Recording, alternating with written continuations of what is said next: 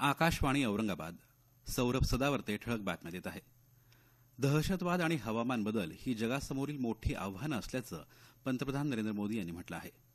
फ्रान्सचे राष्ट्रपती Emmanuel Macron यांच्यासमवेत काल पॅरिस इथं घेतलेल्या संयुक्त पत्रकार परिषदेत ते बोलत होते. या समस्यांचा एकजुटीनं सामना करण्याचा निर्धार भारत आणि फ्रान्सनं यावेळी व्यक्त केला. फ्रान्स दौऱ्यात मॅक्रोन यांच्याशी झालेल्या चर्चेदरम्यान पंतप्रधानांनी त्यांना भारतात येण्याचं निमंत्रण दिलं. दरम्यान जर्मनी, स्पेन, रशिया आणि फ्रान्स या देशांचा दौरा करून पंतप्रधान मायदेशी परतले आहेत.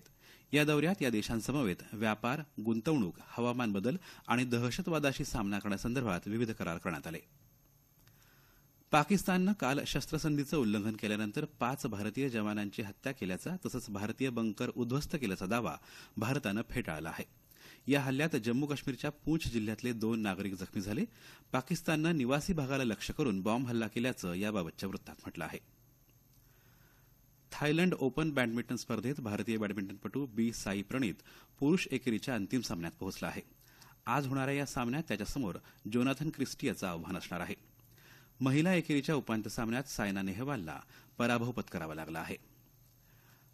पटियाला इथं सुरू असलेल्या 21व्या राष्ट्रीय चषक अॅथलेटिक्स स्पर्धेत खेळाडू सुधा सिंगनं 300 मीटर अंतराच्या अडथळ्यांच्या शर्यतीत सुवर्णपदक पटकावलं. तर पुरुषांच्या स्पर्धेत हरियाणाच्या नवीन कुमारनं सुवर्णपदक जिंकलं. उंच उडी प्रकारात बी चेतननं सुवर्ण, हरियाणाच्या अजय कुमारनं रौप्य तर महाराष्ट्राच्या सर्वेश कुशारेनं कांस्य पदक पटकावलं. समृद्ध महाराष्ट्र जनकल्याण योजनेअंतर्गत येत्या जानेवारीपर्यंत सिंचन विहिरी बांधण्याचं उद्दिष्ट पूर्ण करण्याचे निर्देश रोजगार हमी योजना मंत्री जयकुमार रावल यांनी दिले आहेत. मंत्रालयात यासंदर्भात आयोजित बैठकीत ते काल बोलत होते. सिंचन विहीर बांधकामासाठी लागणारं सर्व साहित्य खरेदी केल्यानंतर शेतकऱ्यांच्या बँक खात्यात अनुदान जमा केलं जाईल असं त्यांनी सांगितलं.